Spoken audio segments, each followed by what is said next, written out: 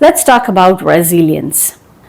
Not a buzzword, not a motivational quote, but as the defining factor between good teams and great teams, between athletes who break under pressure and those who rise above it. And let's be honest, sports is brutal. It's unpredictable. It will test you. Injuries, losses, failures, criticism. It doesn't matter how skilled you are if you don't have resilience.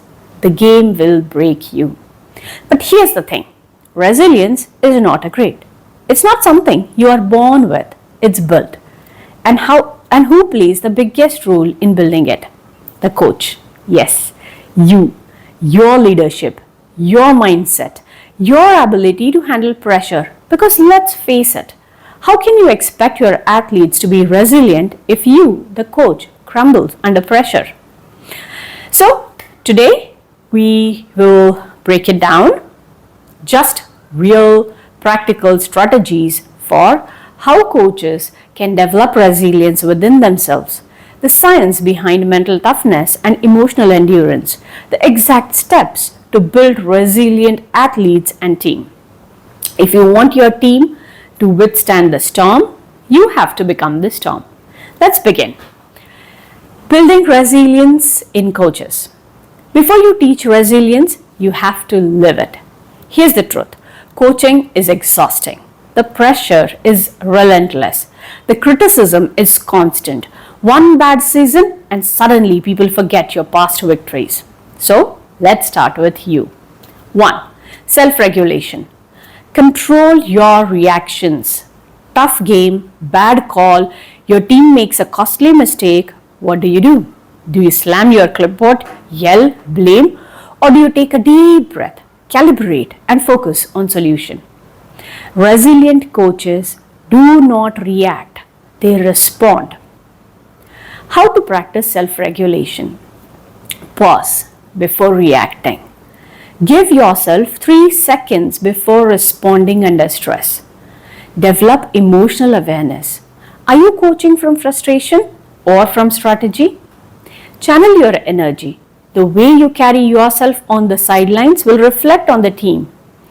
Remember, if you panic, they panic. If you stay composed, they follow. 2. The grit mindset. Shift from outcome to process.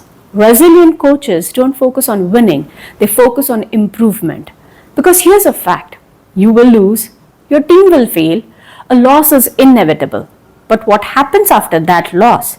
That is where resilience is built. Now, how do you cultivate grit? Stop obsessing over result. Teach athletes to value progress over trophies. Praise effort, not just talent. Resilient athletes aren't always the most gifted, they're the most determined. Ask the right question. After a loss, instead of asking, why did we lose? Ask, what did we learn? A coach's mindset sets the entire culture of the team. 3. Resilient coaches keep learning. Let's be clear. If you stop learning, you stop leading. The best coaches don't just teach the game. They study it, they analyze, they evolve. Now, how to stay mentally strong as a coach? Read. Study legendary coaches. Learn from their setbacks. Surround yourself with people who challenge you. Accept feedback. Yes, even from your players. If you want a team that adapts, evolves, and never quits, you need to embody that mindset first. Building resilient athletes. Now that we have addressed you, the coach, let's talk about your team. How do you train athletes to fight through adversity instead of folding under pressure? How do you create a team that doesn't just survive setbacks but grows stronger from them? 1. Normalize failure. Make setbacks part of the process. Failure is feedback. If your athletes fear failure, they will never take risks. They will never push beyond their limits. Your job as a coach is to change their relationship with failure. And how do you do that? Reward effort, not just success. If an athlete tries something new and fails, acknowledge the effort. Teach recovery skills.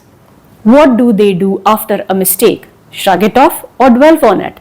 Train them to reset, refocus, and move on. Show them examples. Every great athlete has failed. Show them stories of champions who rebounded from setbacks. Athletes who fear failure hesitate.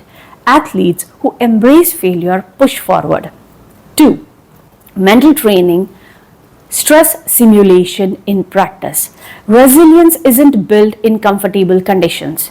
If you want athletes to thrive under pressure, you need to train them under pressure. Here are some techniques to build mental toughness. 1. Simulated high pressure drills. Set a timer. Create tough game-like scenarios. Train them to execute under stress. 2. Decision making under fatigue. Make them take crucial decisions when they are exhausted. 3. Teach controlled breathing. Under pressure breathing dictates composure. Teach techniques to regulate nerves. If you train comfort, you get fragile athletes. If you train resilience, you get warriors. 3. Emotional resilience. So how do you teach athletes to handle losses, criticism, and self-doubt? What resilient athletes do differently? They self-reflect instead of blaming. They stay focused on the long term, not just one bad game. They lean on the team instead of isolating themselves. Teach them that setbacks don't define them. How they respond does. Building resilient team. An athlete can be resilient, but what about the team as a whole? How do you create a culture of resilience? Here's how. Develop accountability. No blaming, no excuses. Teach players to take responsibility. Encourage leadership. Every player should feel a sense of ownership in the team's success. Emphasize trust. Teams that trust each other fight for each other. No trust, no resilience. A strong team bounces back together, not just as individual. Final thoughts? Coaching resilience is coaching for life. Let's be clear. Coaching isn't about creating athletes who win every game. It's about creating people who can handle setbacks, who don't quit when things get tough, who show up and fight in sport and in life. So, let me leave you with this. Be the example of resilience. Your athletes are watching you. Make failure part of the journey, not the enemy. Train mental toughness, not just physical strength. Build a team that doesn't just win but thrives in the face of adversity. Because at the end of the day, resilience is the difference between athletes who burn out and athletes who become legion. Thank you.